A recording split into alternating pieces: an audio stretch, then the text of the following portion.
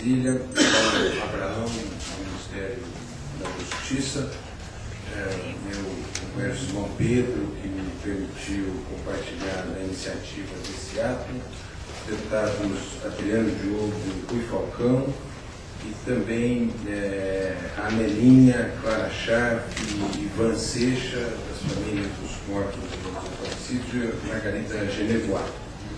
Eu queria dizer, em primeiro lugar, que esse ato ele tem uma força, a presença das pessoas que estão aqui, a militância de vocês, a história da luta contra a ditadura militar, né? Quer dizer, hoje nós temos que passar por esse período. Até me pediram para divulgar um livro aqui, A Ditadura Militar no Brasil, da Carlos Amigos, né, História em Cima dos Fatos, Maria Cecília Figueiredo de Melo. E esse momento nós precisamos trabalhá-lo com tranquilidade, né? Quer dizer, nós podíamos repassar esse período, dizer toda a história sobre o período, processar aqueles que praticaram tortura, sem que tivesse o menor abalo no sistema político brasileiro.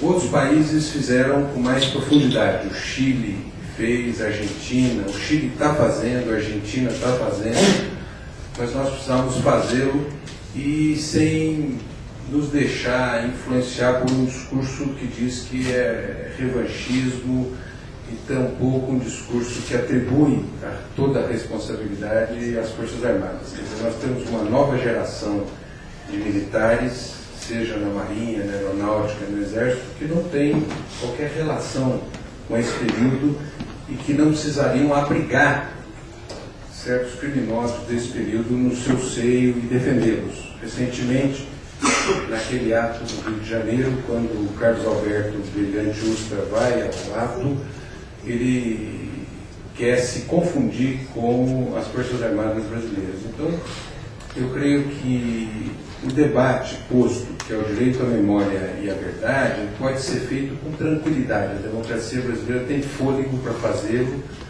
e tem uma necessidade de fazê-lo, porque o Brasil precisa mostrar também a sua face cruel, violenta, né? Porque todas as transições foram transições por cima que tentam esconder essa face.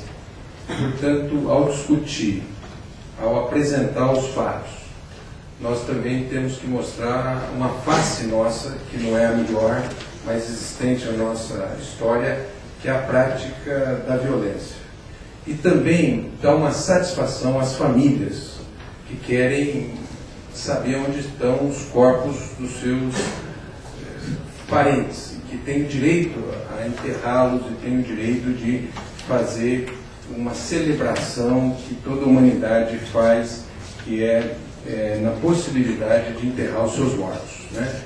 É importante dizer que esses fatos estão presentes, né? Esse livro que está sendo lançado essa semana é um livro que traz uma história de um torturador, ele que resolveu revelar essa história numa face muito violenta, quando ele relata a maneira com que o Davi Capistrano foi morto no Rio de Janeiro, nas dependências de um aparelho de tortura, em Petrópolis, se eu não me engano. Portanto, nós não temos que temer a abertura dos arquivos, e temos a necessidade de apresentar à sociedade brasileira os corpos daqueles que desapareceram lutando contra o regime totalitário, contra o regime autoritário, o regime de força, o regime que usurpou a democracia brasileira.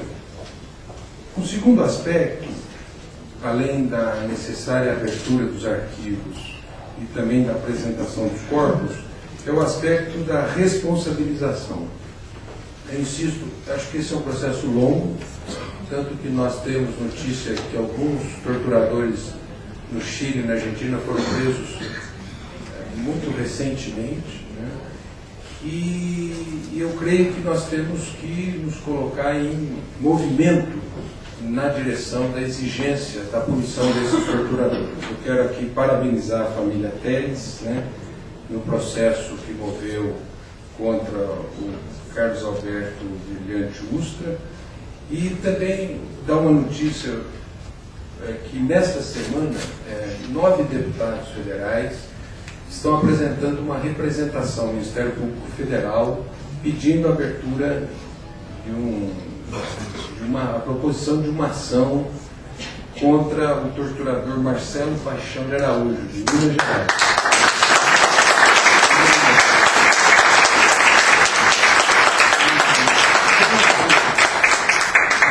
O relato disse quem torturou, a maneira com que torturava, e aquela matéria, uma matéria da Veja, ela também traz a situação atual daquelas pessoas que foram torturadas por ele.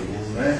Essa matéria é uma matéria antiga e nós recuperamos e estamos amanhã numa audiência com o Procurador-Geral da República apresentando essa representação, exigindo a sua punição.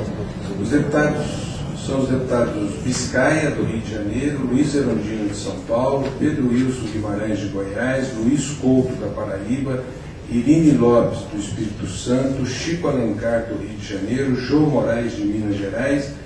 Eu não me lembro quem é a última pessoa, a penúltima, se é a Janete Pitá e eu.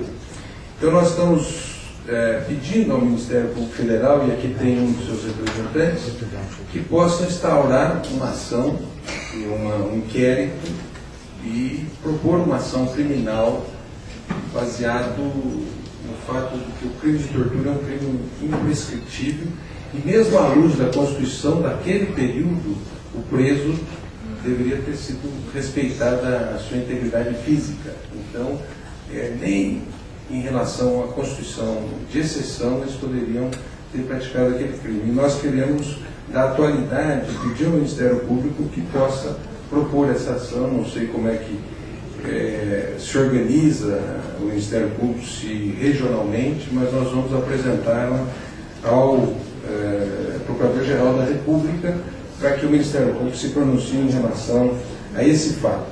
E nós queremos nos pronunciar também publicamente pela revisão do parecer da Advocacia Geral da União. Nós entendemos que aquele parecer é um parecer equivocado e tem uma visão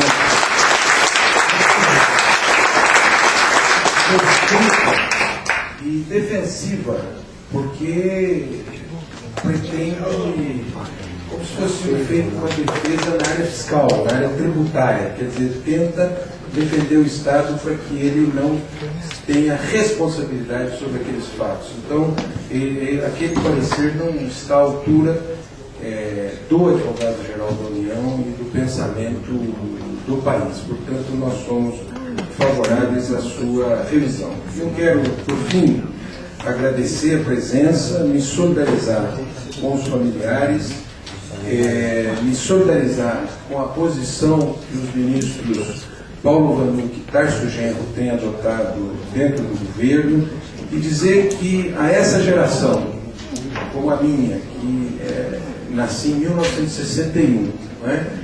Nós temos um enorme interesse que esses fatos sejam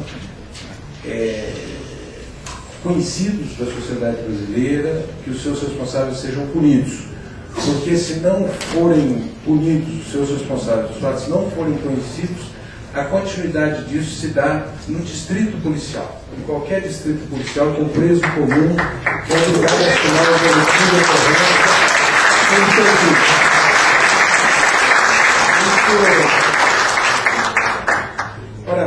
Parabenizo o deputado Simão Pedro, a todos os organizadores desse ato e digo que saio daqui animado para, junto com vocês, travar uma luta dura para que esses fatos venham à tona, que os corpos sejam indicados a sua presença e o local da sua presença e que os torturadores sejam punidos. Um abraço a todos, parabéns, senhores.